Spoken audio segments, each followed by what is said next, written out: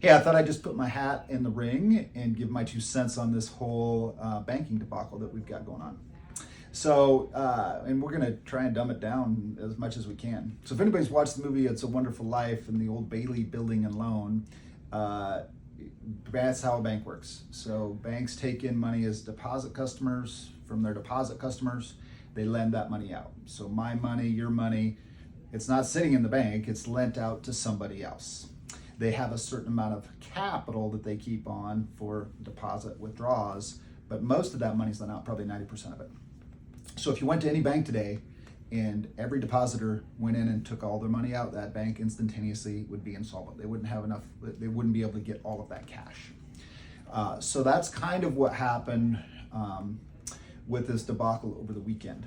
A lot of this bank happened to bank a lot of tech companies, venture capitalist companies who had a ton of money in the bank as deposits. The bank then went out and found places to put that money.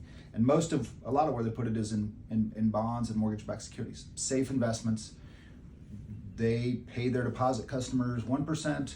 They make 2% on a bond, so they're making the difference between what they're paying their depositors and what they're getting in investment dollars.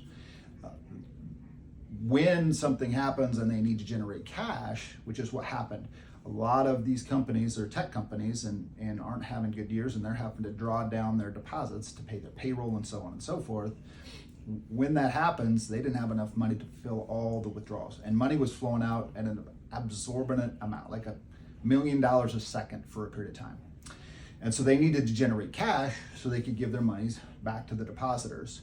Well, the only way that they could do that is to sell some of these bonds, mortgage-backed securities that they probably bought a year ago or 2 years ago at really low rates. Well, if you bought a treasury bond at 1.5%, you're getting a yield of 1.5%. Today's treasury bond for the same thing, you're paying 3.5%. When you go to sell that in the open market, you're gonna not get the same amount of money, like you're gonna get less. And so then that creates another problem, because now you have a loss that you have to account for, and then you have to raise capital. And it just goes on and it becomes kind of a self-fulfilling prophecy. So that's kind of what happened in this whole banking world. There's a lot of other banks that you hear on watch lists and so on and so forth. But if you oversimplify it, that's what happened with this bank. What does it mean in the mortgage world? Well, it means a lot of volatility, because you're going to see the stock market go up one day 500 points, down the next day 500 points, and you're also going to see money moving from stocks to bonds. And when that happens, rates go up and down a lot. People invest in bonds to put their money in a safe place. Prices of bonds go up, yields on bonds go down, rates follow what yields on bonds do. So for a while, until this whole debacle calms down a little bit, in our world, that's what you're going to see, a lot of volatility in rates. You're going to see them going up 1/8 one day, down 1/8 the next day. So hopefully that dumbs down this banking debacle, and I'm glad I put my hat in the ring. Happy St. Patty's Day. Happy St. Patty's Day.